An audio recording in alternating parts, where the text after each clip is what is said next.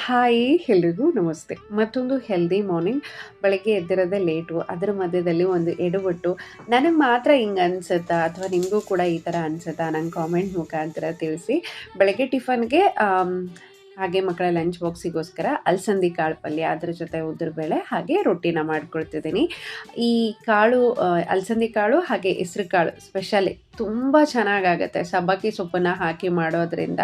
So ಕಾಳು item ಏನೇ ಮಾಡಿದರೂ ಮಕ್ಕಳಿಗೆ ಇಷ್ಟ ಆಗುತ್ತೆ. ಸೊ ಹಂಗಾಗಿ ಈಗ ಸುಮಾರು ದಿನಗಳಿಂದ ವೆಜಿಟೇಬಲೇ ಇಲ್ಲ, ಹೆಂಗೂ ಮಕ್ಕಳಿಗೆ ಇಷ್ಟ ಆಗುತ್ತೆ, ಆರೋಗ್ಯಕ್ಕೂ ಒಳ್ಳೆಯದು ಅಂತ ಹೇಳ್ಬಿಟ್ಟು ಇದನ್ನೇ ಬ್ಯಾಲೆನ್ಸ್ ಮಾಡ್ತಾ ಇದ್ದೀನಿ. ಇನ್ನು ಬೆಳಗ್ಗೆ ಮಕ್ಕಳದ್ದು ಏನೇನು ಕೆಲಸ ಇರುತ್ತೆ ಆಲ್ಮೋಸ್ಟ್ ನಾನೇ ಮಾಡ್ತೀನಿ. ಅವರಿಗೆ ಅದನ್ನು ಮಾಡಿ ಇದನ್ನು ಮಾಡಿ ಅಂತ ಹೇಳೋ ಬದಲು ನಾವೇ ಮಾಡ್ಕೊಳ್ಳೋದು ಬೆಸ್ಟ್ ಅಂತ ಹೇಳ್ಬಿಟ್ಟು ಎಲ್ಲ ಕೆಲಸಗಳನ್ನು ಆಲ್ಮೋಸ್ಟ್ ನಾನೇ ಮಾಡ್ಕೊಳ್ತಿರ್ತೀನಿ.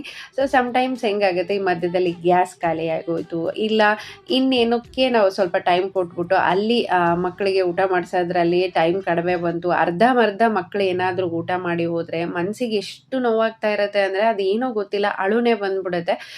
ಎಷ್ಟೋ ಸಾರಿ ಈ ವಿಚಾರಗಳನ್ನು ಅಮ್ಮಗೆ ಶೇರ್ ಮಾಡಿದಾಗ ಅಮ್ಮ ಬೈತಾ ಇರ್ತಾರೆ, ಯಾಕೆ ಹಿಂಗಾಗಿ ಏನು ಈಗ ಮಧ್ಯಾಹ್ನ ಹೋಗಿಂದ ಊಟ ಮಾಡ್ತಾರಲ್ಲ ಅವರು ಅಂತ ಹೇಳಿ. ಅವ್ರು ಹೇಳಿದ್ರು ಕೂಡ ಅದೇನೋ ನನಗೆ ಸಮಾಧಾನ ಅಂತ ಅನಿಸೋದಿಲ್ಲ, ಎಷ್ಟೊತ್ತಿನವರೆಗೂ ಆ ಬೇಜಾರು ಹೋಗೋದಿಲ್ಲ.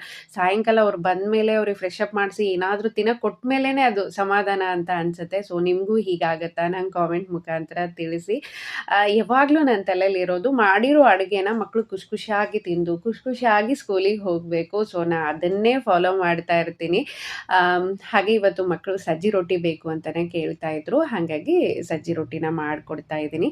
ಇನ್ನು ಮಕ್ಕಳಿಗೆ ಪ್ಲೇಟಲ್ಲಿ ಹಾಕೊಟ್ಬಿಟ್ಟು ಈ ಕಡೆ ಬಾಕ್ಸ್ ಕೂಡ ರೆಡಿ ಮಾಡಿಕೊಂಡೆ. ಇನ್ನು ಸ್ನ್ಯಾಕ್ಸಿಗೆ ಸ್ಟ್ರಾಬೆರಿನ ಕೊಟ್ಟಿದ್ದೆ. Please subscribe. Thanks for watching.